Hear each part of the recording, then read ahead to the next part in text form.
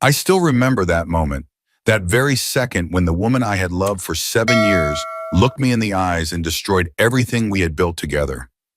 We were at Alinea, Chicago's most exclusive restaurant, 3 Michelin stars. Reservations booked 6 months in advance. The kind of place where each plate looks like modern art and costs more than a day's salary. It was our anniversary dinner, 7 years of marriage that I thought were mostly happy. The lighting was dim, intimate, designed to make everyone look their best. Emily certainly did. Her blonde hair caught the candlelight, her blue eyes sparkled when she laughed, and the black dress she wore, I later realized with a sick feeling, was the same one she changed into at our wedding reception. I remember reaching across the table to take her hand, feeling a surge of gratitude for this beautiful, ambitious woman who'd chosen to build a life with me. That's when she said it. "Mark, I need to tell you something." Her tone made me freeze. It wasn't her lawyer voice, the clipped professional tone she used when discussing cases. It wasn't her irritated voice, the slightly higher pitch when I'd forgotten to take out the garbage again. This was something new, determined, almost rehearsed. "I'm going to spend the night with Ryan Westbrook." Ryan Westbrook, the action movie star whose poster had decorated her college dorm room long before I entered her life. The man whose films she still watched religiously, whose charity work she followed on social media, whose autobiography sat dog-eared on her nightstand. I laughed, thinking it was some bizarre joke. "Right. And I'm having drinks with Scarlett Johansson tomorrow." Emily didn't smile. "He's in Chicago filming his new movie." We've been messaging for weeks. He remembers me from the charity gala last year.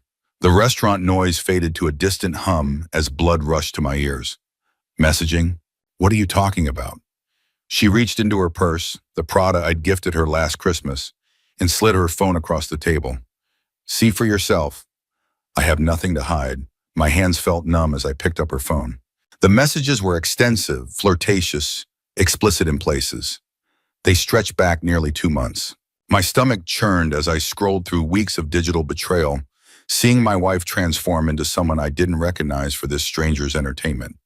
"Is this some kind of joke?" I asked, my voice barely audible. "I'm not joking, Mark." She leaned forward, her voice dropping to a whisper. "I've had this dream since I was 19. Before you, before our mortgage, before my career path was set in stone. He was my fantasy, and now he's offering to make it real." She reached across and took her phone back. "Most men would understand that this isn't about them." I felt like I'd been punched in the gut. Most men wouldn't sit quietly while their wife announces she's going to cheat on them. "It's not cheating if I'm telling you first," she said, her logic twisting like a knife in my ribs. "It's just one night. I'll come home. Nothing between us has to change." But everything had already changed. The woman across from me was a stranger wearing my wife's face. "So that's it? You're just informing me that you're sleeping with another man tonight? No discussion? No consideration for our marriage? For my feelings?" "I'm being considerate by telling you," she insisted. "I could have lied." "Most women would." "Most women wouldn't do this at all," I countered, struggling to keep my voice down. Around us, Chicago's elite continued their perfect evenings, oblivious to the destruction of my world. Emily checked her watch, the vintage Cartier I'd saved for 3 years to buy her, and stood up. "My car should be here. Don't wait up." "Emily," I said, a desperate edge to my voice that I hated, "if you walk out that door, things will never be the same between us. You understand that, right?" She looked down at me, and for just a second, I thought I saw a flicker of hesitation. Then her expression hardened. "One night, Mark. Everyone has fantasies. I'm just lucky enough to fulfill mine." I watched, paralyzed, as she walked away through the crowded restaurant. Several heads turned to follow her. She had always commanded attention, but a few curious glances returned to me. The abandoned husband sitting alone at a table set for two on what was supposed to be a celebration of our love. The waiter approached cautiously. Will you be having dessert, sir?" I looked up at him, this young man probably working his way through college, now an unwitting witness to the collapse of my marriage. "Just the check," I managed to say. "And another scotch," a double quote. As the liquor burned down my throat, my humiliation slowly crystallized into something harder, colder. In that moment, surrounded by Chicago's elite enjoying their perfect evenings, I made a decision. I wouldn't beg. I wouldn't break. I wouldn't give Emily the satisfaction of finding me in pieces. I paid the exorbitant bill, including a tip that made the waiter's eyes widen, and walked out into the brisk Chicago night. The city lights blurred as I moved without direction, eventually finding myself at the shore of Lake Michigan. The water stretched dark and vast before me, reflecting the gleaming skyline I'd once loved. We'd moved to Chicago 5 years ago for Emily's corporate law position. I'd left behind a promising photography career in Seattle to support her dreams, eventually settling into a comfortable but creatively stifling marketing job. Our life looked perfect on paper. The renovated brownstone in Lincoln Park, the weekend trips to Michigan wineries, the carefully curated social media presence. But somewhere along the way, I'd become an accessory to her life rather than a partner. My phone buzzed with a text from Emily. He sent a car. Don't make this harder than it needs to be. We'll talk tomorrow. I almost hurled the phone into Lake Michigan, then watching it arc through the night air and disappear into the dark water.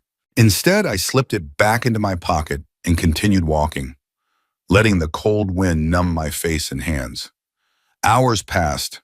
I found myself in a dive bar in a neighborhood I didn't recognize, surrounded by people whose lives hadn't just imploded.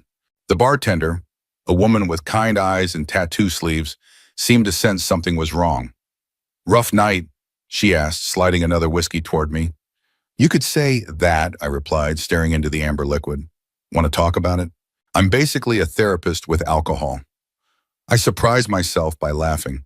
My wife just told me she's sleeping with another man tonight. A celebrity she's always had a thing for. Just informed me over our anniversary dinner and walked out. The bartender winced. "That's cold, man." "Ice cold." "Yeah," I agreed, taking a long swallow of whiskey. The worst part? I didn't even fight for her. I just sat there, like an idiot while she left. "What would fighting have done?" she asked reasonably. "Made a scene? Gotten you arrested?" Sometimes the strongest move is walking away with your dignity intact. I considered her words as she moved away to serve other customers. Dignity. Did I even have any left? Emily had stripped me bare in that restaurant, reduced me to nothing more than an inconvenient obstacle to her fantasy, and I had let her. I hadn't let her. She had made her choice without giving me any say in the matter. The question now was, what choice would I make? I opened my contacts and scrolled until I found a name I hadn't called in years. Michael Harrington, my college roommate. The one who'd started that innovative design studio in Seattle, who'd offered me a position 3 years ago that I'd declined because Emily had said Chicago was where we needed to be. Despite the late hour, he answered on the third ring. "Mark, is that really you, man? It's been forever." "Yeah, it's me," I said, my voice steadier than I expected. "Remember that job offer? Is it still open?" The silence on the other end lasted only seconds. "For you? Always. But what about Chicago? Your wife's career?" "Things have changed," I said simply. "How soon can I start?" "How soon can you get here?" he countered. I paid my tab, thanked the bartender for her wisdom, and caught a rideshare back to the brownstone. Our home. Or what I thought was our home. Inside, I moved like a ghost through rooms filled with memories now tainted. The wedding photos on the mantle. The Moroccan rug we'd haggled for on our 5th anniversary trip. The kitchen where we dance-cooked Sunday dinners. None of it felt real anymore. In our bedroom, I pulled out a suitcase and began to pack methodically. Clothes, toiletries, my old Nikon cameras I'd almost forgotten I owned. I found my passport in the home office, along with important documents. In the safe behind Emily's pretentious legal diplomas, I found our joint financial information. By 3 a.m., I had transferred exactly half of our savings into my personal account. Not a penny more, though a darker part of me had considered it. I left her investment portfolio untouched. I wanted nothing that we hadn't built together, and lately that hadn't been much. In the guest room closet, behind winter coats we rarely used in Chicago's overheated buildings, I found a box of my old photography work. Images from before Emily, when I was hungry and passionate about creating something meaningful. I packed those too, a reminder of who I had been before I'd compromised myself away. I wrote a brief note and left it on the kitchen counter. "Emily, you made your choice. Now I'm making mine. Don't try to contact me.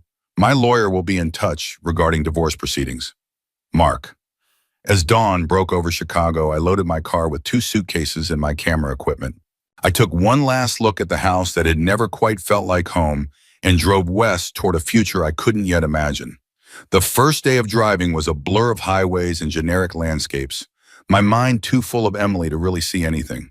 I stopped at a motel in Iowa, lying awake in a strange bed, wondering if she had returned home yet, if she had found my note, if she even cared.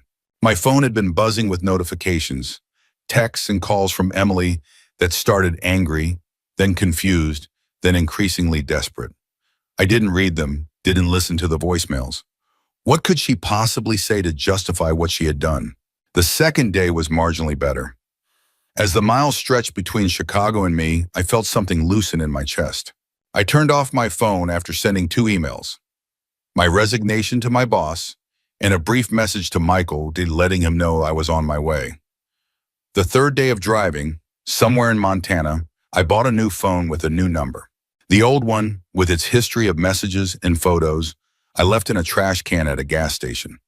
The wide open spaces of Montana and Idaho gave me room to breathe, to think. I realized with a start that I hadn't really thought about what I wanted in years.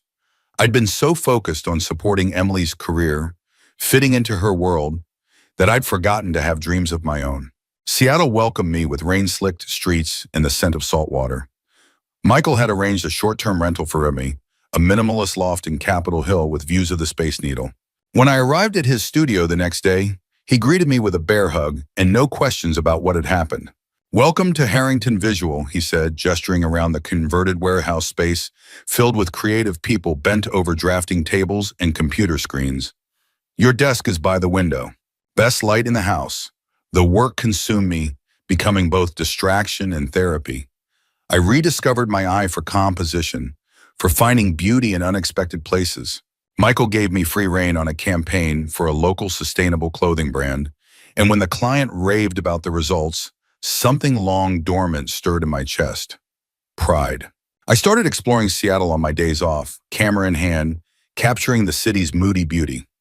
The Pike Place Market at dawn, fishmongers throwing salmon amid swirls of mist, houseboats on Lake Union reflecting the city lights, the ferries crossing to Bainbridge Island, leaving white wakes on slate-gray water. 3 weeks after my arrival, as I was settling into my new routine, my new lawyer, a sharp-eyed woman named Valerie, called with news. "Emily's contesting the divorce," she said without preamble. "She's claiming abandonment and seeking alimony despite her substantial income. She's also filed a police report suggesting you might have taken assets illegally." I laughed bitterly. "I took exactly half of what was jointly ours.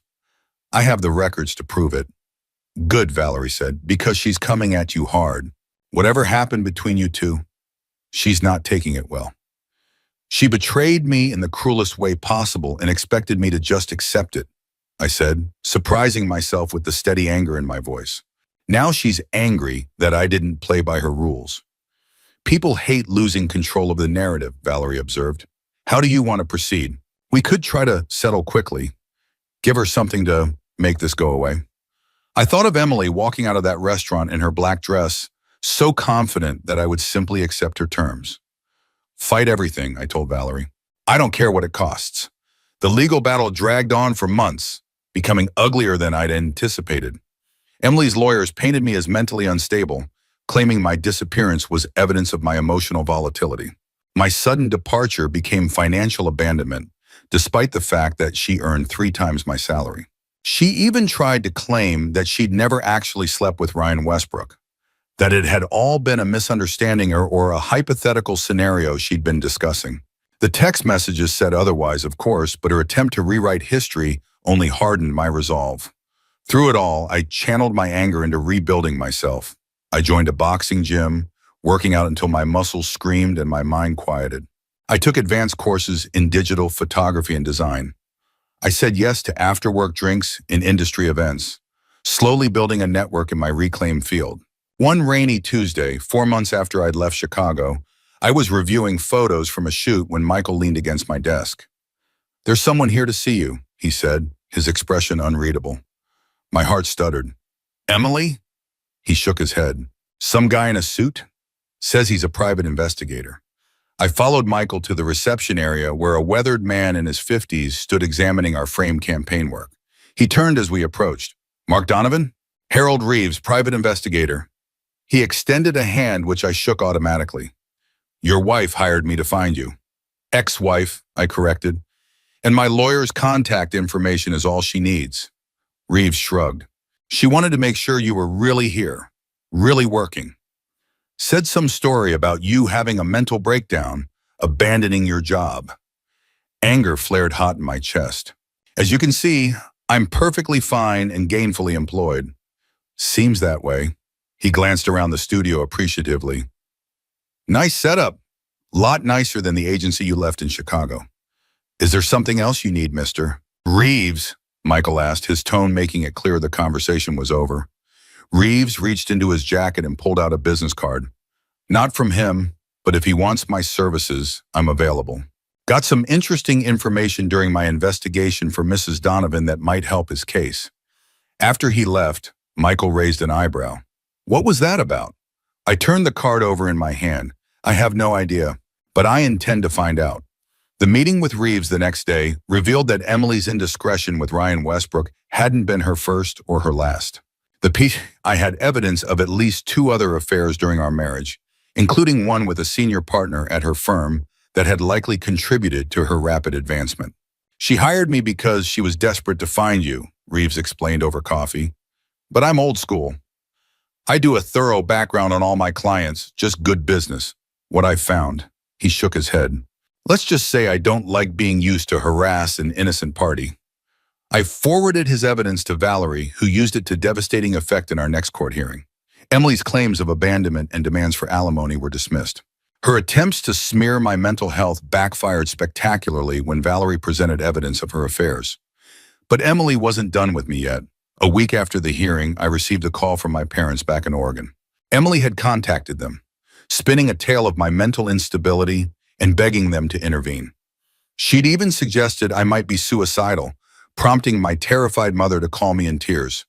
I'm fine, Mom, I assured her. Better than I've been in years, actually. Emily is just trying to manipulate you because her legal strategy isn't working. But why would she do this? She always seemed so lovely, so devoted to you. I sighed, hating that I had to tarnish their image of Emily, whom they'd welcomed as a daughter. She wasn't who we thought she was. None of us. The next escalation came in the form of a series of hostile emails to Michael, claiming I was unstable and potentially dangerous in the workplace. When that failed to get me fired, she contacted several of our clients directly. Fortunately, Michael stood by me, even when one nervous client pulled their business. She's trying to destroy everything I'm building here, I told Valerie during an emergency call. Can we get a restraining order or something? We can try, Valerie said, but first let's give her something else to focus on. How would you feel about countersuing for defamation and intentional interference with business relationships? The countersuit was the turning point. Faced with potential financial and professional consequences of her own, Emily finally backed down. Her lawyer reached out to Valerie with a settlement offer. She would stop contesting the divorce and drop all claims if I would withdraw my countersuit. Take it, Valerie advised. A clean break is worth more than any financial compensation at this point. 6 months into my new life, Harrington Visual landed a major contract with a luxury hotel chain. My concept, a series featuring the hidden human stories behind luxury travel, had captivated the client. Michael promoted me to creative director with a salary that matched what I'd left behind in Chicago. You've changed, Val, he remarked one evening as we celebrated the contract over whiskey on his houseboat. You're stronger now. More focused. Had to be, I said. Watching the moonlight shimmer on Lake Union. When someone tries to reduce you to nothing, you either disappear or rebuild yourself into something they can't recognize. Have you heard from her? He asked carefully. I nodded. Her lawyer keeps trying to negotiate terms. She wants to talk directly, but I refuse. The only victory she gets is knowing she pushed me out of Chicago. Is that really a victory for her? Michael raised an eyebrow. Look at you now. My photography began gaining attention beyond our client work. A series I shot of Seattle's homeless population, dignified portraits that captured their humanity rather than exploiting their circumstances, was featured in a local gallery. The exhibition led to a grant to expand the project to other West Coast cities. Just as things were looking up professionally, my personal life took an unexpected turn. The gallery that had exhibited my homeless portrait series was owned by a former photojournalist named Sofia Martinez. After the successful opening night, she invited me for coffee to discuss my work further. "There's an authenticity to your portraits," she said, her dark eyes intense as she studied the catalog from the exhibition. "You see these people as individuals, not as symbols or objects of pity." "That's the point," I explained. "Homelessness is a circumstance, not an identity. I wanted to show their humanity, their dignity." Sophia nodded approvingly. "It's refreshing. Too many photographers who cover social issues are actually just poverty tourists." We talked for hours, the conversation flowing effortlessly from photography to politics to our shared love of classic cinema. By the time we noticed the cafe was closing around us, I realized I'd been fully present, fully engaged for the first time in months, maybe years. "We should continue this," Sophia said as we walked out into the Seattle drizzle. "I'm curating a group show on urban alienation next month. You should submit something." "I'd like that," I said, feeling a flutter of anticipation that had nothing to do with professional opportunities. The next few weeks brought a whirlwind of activity. By day, I threw myself into the hotel chain project, traveling to their properties across the Northwest to capture the perfect images. By night, I worked on a new series for Sophia's exhibition, stark, moody shots of Seattle's tech workers, isolated despite being surrounded by people, their faces illuminated only by the blue glow of screens. Sophia and I grew closer, bonding over work, but also discovering a deeper connection. She had her own history of heartbreak, a fiancé who had chosen his career over their relationship, moving to New York while she stayed in Seattle to care for her ailing father. Unlike Emily, who had always been carefully curated and controlled, Sophia was refreshingly authentic, laughing too loudly and cursing without apology. "You never talk about your ex," she observed one night as we walked along the waterfront after dinner. "Michael mentioned there was some drama, but that's all I know." I hesitated, still finding it difficult to articulate the depth of Emily's betrayal. "She cheated on me, with a celebrity she'd always idolized. Told me about it at our anniversary dinner like she was just informing me of a change in plans." Sophia stopped walking, her expression incredulous. "She told you beforehand? Like it was no big deal?" "She thought I should understand, that it was just a fantasy she needed to fulfill." "Jesus," Sophia muttered, "that's not just cheating. That's psychological warfare." Her instant understanding, her immediate alignment with my perspective, rather than playing devil's advocate, was unexpectedly validating. For the first time, I told someone the whole story, not just the facts, but how it had felt to be so casually discarded. "You know what's crazy?" I said as we resumed walking. "Part of me is actually grateful to her. If she hadn't done what she did, I'd still be in Chicago, still be compromising my dreams for hers, still be slowly disappearing into her shadow." Sophia took my hand, her fingers warm despite the cool evening. "Sometimes it takes an earthquake to show you which structures in your life were built on solid ground." A year to the day after Emily's restaurant confession, the divorce was finalized on my terms.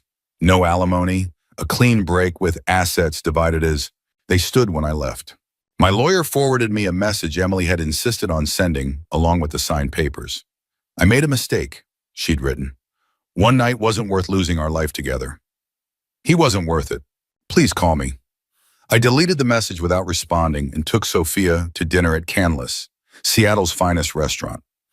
As we enjoyed the spectacular view of Lake Union, I realized I was celebrating, not mourning. The end of my marriage felt like removing a weight I hadn't realized I'd been carrying. "To new beginnings," Sophia said, raising her glass.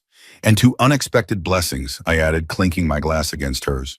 Our relationship deepened over the following months. Sophia's gallery became a showcase for emerging photographers, with her keen eye for talent earning her respect throughout the Pacific Northwest art scene. My work with Harrington Visual expanded beyond photography into creative direction and brand strategy. Together, we moved into a converted loft in Pioneer Square, where the light streamed through giant windows, perfect for both living and creating. That same spring, I received an unexpected email from a New York publisher who had seen my homeless portrait series. They wanted to turn it into a coffee table book, with a portion of proceeds going to homelessness prevention programs. The offer included a promotional tour of major cities, including Chicago. "Are you going to do it?" Sophia asked when I showed her the email. "The book?" "Absolutely, the tour." I hesitated. "I don't know if I'm ready to go back to Chicago." "You're not the same person who left there," she reminded me. "You've rebuilt yourself. Maybe going back would be the final piece of putting it all behind you." The book, Unseen Portraits of American Homelessness, was published to critical acclaim. The tour took me to Los Angeles, San Francisco, New York, Boston, and finally Chicago. Sophia came with me, her steady presence a reminder of how far I'd come. The Chicago event was held at a prestigious gallery in River North, not far from the brownstone where Emily and I had lived. As I signed books and discussed the project with attendees, I found myself scanning the crowd, half expecting, half dreading, seeing a familiar blonde head. She didn't come to the signing, but later that evening, as Sophia and I were having dinner at a favorite restaurant from my Chicago days, my phone buzzed with a text from an unknown number. "I saw the article about your book in the Tribune. Congratulations. I'm truly happy for your success. If you're still in town, I'd love to meet for coffee. There are things I need to say to you face to face." "Emily," I showed the message to Sophia. "What do you think?" She considered it thoughtfully. "It's your call. Do you need closure, or have you already moved on?" I stared at the message, surprised by my own lack of emotional response. A year ago, such a text would have sent me into a spiral of anger and pain. Now it felt like a message from a distant acquaintance, someone I had known in another life. "I think I'll pass," I said, putting the phone away. Whatever she needs to say, she can say to herself. I'm not her confessor or her absolution. Sophia squeezed my hand. "Proud of you." 2 years after leaving Chicago, my professional success reached new heights. The Homeless Portrait book led to a prestigious grant from the National Endowment for the Arts. Harrington Visual expanded, opening a second office in Portland with me as partner. Sophia's gallery was featured in Art Forum, cementing her reputation as one of the most innovative curators on the West Coast. And then came the call that would change everything again. "Mark Donovan? This is Melissa Klein from the American Advertising Federation. I'm calling to inform you that your campaign for Cascade Luxury Hotels has been nominated for our Gold Award. The ceremony will be held next month at the Plaza Hotel in New York. The AAF Gold Award was the advertising industry's highest honor, something I hadn't even dreamed of when I'd started with Harrington Visual." Michael was ecstatic, immediately arranging for the whole team to attend. Sophia cleared her schedule to accompany me, understanding the significance of this recognition. "It's validation," she said as we packed for New York. "Not that you needed it, but it's the industry acknowledging what I've known all along. You're extraordinary at what you do." The night of the ceremony, I stood in the grand ballroom of the Plaza Hotel, a nominee among advertising giants. Michael had flown in with his wife, and Sophia stood beside me in a stunning emerald dress, her hand warm in mine.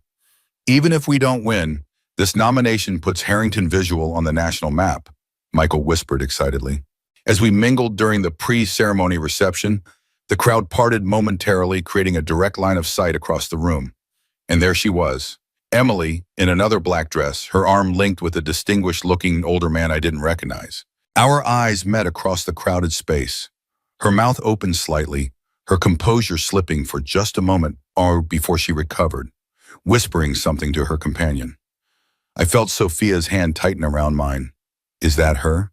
she asked quietly. I nodded, surprised by my own calm. "That's her." "Do you want to leave?" I turned to Sophia, taking in her concerned expression. "No," I said truthfully. "I'm exactly where I need to be."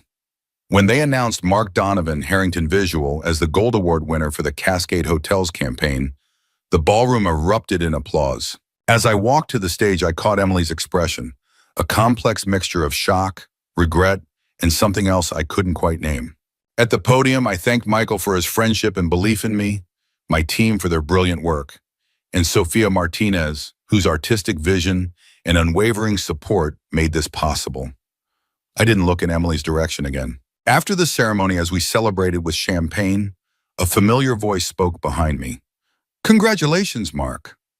I turned to face Emily, who stood alone, her composure intact but her eyes betraying her nervousness. "Thank you," I said simply. You've done well for yourself, she continued. I always knew you were talented, but this... She gestured vaguely around the room. Did you need something, Emily? I asked, not unkindly but with clear boundaries. She glanced at Sophia, who had respectfully stepped a few feet away, but remained watchful. I've thought a lot about what happened. About what I threw away. She lowered her voice. People make mistakes, Mark. Terrible, stupid mistakes they regret forever. They do, I agreed. But some mistakes change things permanently. It doesn't have to be permanent, she said, stepping closer. We had 7 years together. That counts for something. I felt a strange sense of déjà vu, as if we were back in that Chicago restaurant, but with our positions reversed. Now she was the one asking for something I couldn't give. It counted for something to me, I said. That's why I would never have done what you did. Her eyes hardened slightly. It was one night, Mark. One mistake. No, I corrected her. Your mistake wasn't sleeping with him. Your mistake was thinking I had so little self-respect that I would just accept it. I gestured for Sophia to join us. Emily, this is Sophia Martinez. She owns the gallery that first exhibited my photography in Seattle. We've been together for over a year now. Emily's carefully constructed facade cracked further. I see. She looked Sophia up and down, a habit from her days as a corporate lawyer, assessing the competition. And what do you do, Sophia? I help artists find their voice, Sophia replied coolly. Though with Mark, my job was easy. He just needed someone who could see his true value. The barb landed exactly as intended. Emily flinched slightly before regaining her composure. Well, I'm happy for you both. Truly. What about you? I asked, genuinely curious. Are you still practicing law? A shadow crossed her face. I'm taking some time off, actually. Richard and I, she gestured toward the older man she'd arrived with, now deep in conversation across the room, are relocating to Los Angeles. He's a senior producer at Westbrook Studios. The irony wasn't lost on me. She'd betrayed our marriage for one night with Ryan Westbrook, and now she was involved with a man who worked for the actor's production company. I wondered if she'd ever actually met her dream man again, or if that fantasy had died the night she destroyed our marriage. I wish you happiness, Emily, I said, and was surprised to find I meant it. I hope Los Angeles is everything you're looking for. She blinked rapidly as if fighting tears. You always were too good for me, weren't you? I just couldn't see it then. I wasn't too good for you, I corrected her. We just wanted different things. I wanted a partnership. You wanted something else. I wanted everything, she admitted quietly. I was greedy. And now I've lost the one thing that actually mattered. As she turned to walk away, she paused and looked back. For what it's worth, I'm sorry. Not just for that night, but for everything after. The legal battles, contacting your parents, trying to sabotage your job. I was hurt and angry that you left instead of forgiving me. I forgive you now, I said, the words surprising me as they left my mouth. Not for your sake, but for mine. I don't want to carry that anger anymore. Her eyes widened slightly. Thank you, she whispered. And then she was gone, disappearing into the crowd to rejoin her companion. Later that night, as Sophia and I looked out at the New York skyline from our hotel room, she asked, "Are you okay?" That couldn't have been easy. I pulled her closer, breathing in the scent of her perfume. I'm better than okay. Seeing her tonight made me realize something. What's that? She didn't break me, I said. She just set me free. 3 years after leaving Chicago, Sophia and I were married in a small ceremony on the rocky shores of the Olympic Peninsula. Michael was my best man. My parents, who had never quite warmed to Emily, embraced Sophia as the daughter they'd always wanted. Our professional lives continued to flourish. Sophia's gallery expanded to a second location in San Francisco. My partnership with Harrington Visual evolved into a new venture, Donovan Martinez Visual Storytelling, combining commercial photography with fine art and social advocacy. We bought a historic craftsman home in Seattle's Queen Anne neighborhood, with a converted carriage house that became our shared studio space. Life settled into a rhythm of creative work, travel for exhibitions and shoots, and quiet evenings discussing projects over wine. Emily faded from my thoughts, becoming little more than an occasional memory of a life that no longer felt like mine. I heard through mutual connections that her move to Los Angeles hadn't gone as planned. Richard, the producer, had left her for a younger actress after less than a year. Her attempt to return to her Chicago law firm had been met with hesitation. Her former colleagues had heard rumors about her affair with the senior partner, and the firm's culture had shifted towards stricter ethics policies in the wake of the #MeToo movement. The news brought me no satisfaction, just a distant sadness for the woman who had once been so central to my world. I had loved her after all, even if that love had been misplaced and ultimately destructive. 4 years after my hasty departure from Chicago, Sophia and I were expecting our first child. The pregnancy was unexpected but joyously welcomed. As we prepared the nursery, painting the walls a soft yellow and assembling furniture on a rainy Sunday afternoon, I found myself reflecting on how completely my life had transformed. "Do you ever regret it?" Sophia asked, catching me lost in thought as I assembled a crib. "Leaving Chicago? Your old life?" I shook my head without hesitation. Not for a second. That life was a compromise that had stopped working for me long before Emily's revelation. I just didn't have the courage to admit it. Would you have left if she hadn't done what she did? It was a question I'd asked myself many times. Eventually, maybe, but probably not as cleanly or completely.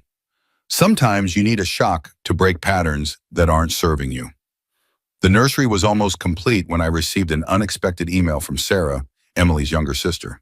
We hadn't spoken since the divorce, though I had always liked her. She had a genuineness that Emily often lacked. "I hope this isn't inappropriate," and she wrote, "but I wanted to let you know that Emily is in the hospital. She was in a car accident in LA 3 days ago. It's pretty serious. She's stable but has a long recovery ahead. She doesn't know I'm contacting you, and I'm not suggesting you reach out to her. I just thought you should know." I showed the email to Sophia, unsure how to respond, or even if I should. "What are you thinking?" and she asked, her hand resting protectively on her growing belly. "I don't know," I admitted. "Part of me feels like this has nothing to do with me anymore. But another part still cares what happens to her," Sophia finished. "That's okay, you know. It doesn't diminish what we have." I thought about it overnight before composing a brief reply to Sarah, thanking her for letting me know and asking her to pass on my wishes for Emily's recovery. It felt like the right balance, acknowledging our shared history without reopening old wounds. 2 days later, my phone rang with an unknown Los Angeles number. Against my better judgment, I answered. "Mark?" Emily's voice was weaker than I remembered, with a raspy quality that suggested she was still recovering. "It's me. Sarah told me she contacted you." "Emily?" I said, surprised. "How are you feeling?" "Like I got hit by a truck," she said with a weak laugh. "Which is accurate, as it turns out."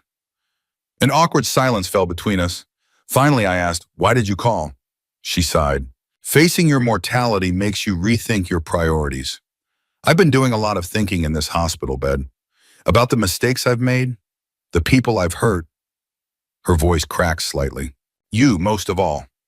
"Emily, let me finish," she interrupted. "I'm not calling to try to win you back. I know that's impossible.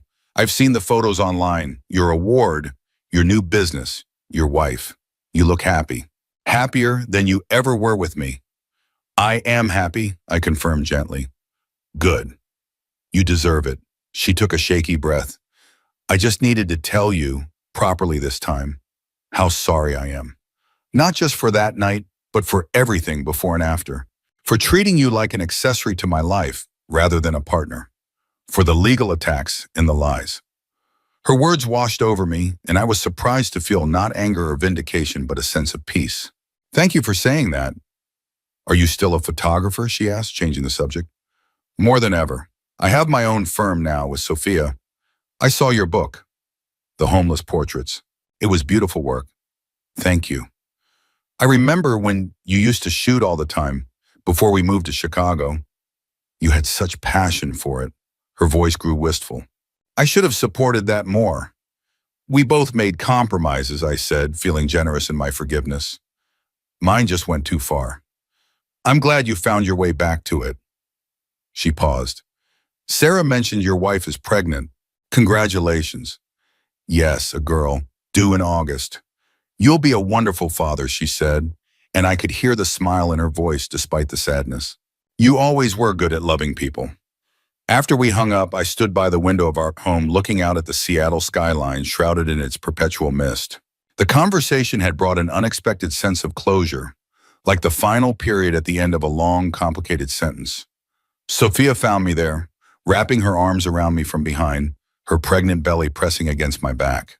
Everything okay? I turned to face her, taking in her concerned expression, the love in her eyes that had never wavered, never come with conditions or compromises. Everything is perfect. Our daughter Lily was born on a rare sunny Seattle day in August. As I held her tiny form in my arms, her eyes still unfocused but somehow seeming to look directly into mine, I felt a surge of gratitude for every moment of my life, even the painful ones, that had led me to this place, this family, this love. Sometimes late at night when Sophia and Lily are sleeping and the house is quiet, I still think about that moment in the Chicago restaurant when Emily told me about her one night and expected me to accept it. If I had swallowed my pride and waited for her to come home, my life would be unrecognizable now. Smaller, dimmer, confined to the narrow parameters of someone else's dreams. Instead, I had chosen myself. And in doing so, I had found everything I never knew I needed. 5 years after that fateful night, I received an unexpected email from a literary agent who had seen an interview I'd given about our design philosophy. She suggested I write a memoir about my journey from marketing drone to award-winning creative director. People love stories of reinvention, she wrote, especially ones with a dramatic catalyst.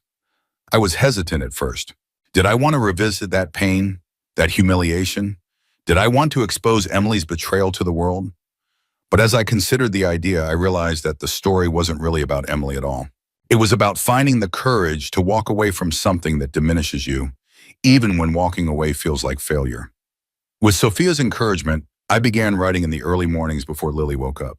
The process was cathartic, helping me understand how much I had compromised myself in my marriage, how I had slowly surrendered my dreams to support Emily's. The book, The Night I Walked Away, was published to modest but respectable sales. I did a small tour of bookstores, sharing my story with people who had experienced their own versions of betrayal and rebirth.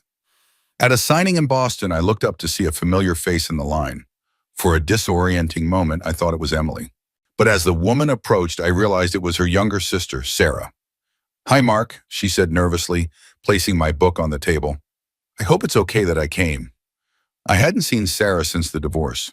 She had been a bridesmaid at our wedding, a sweet, shy girl just starting college when Emily and I got married.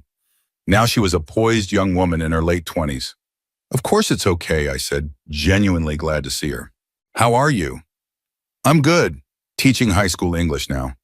She hesitated. "I read your book." "It's really good, really honest." "Thank you." I signed her copy, unsure what else to say. "I wanted you to know," she continued, "that not everyone in the family thinks you did the wrong thing. What Emily did." She shook her head. "It was cruel."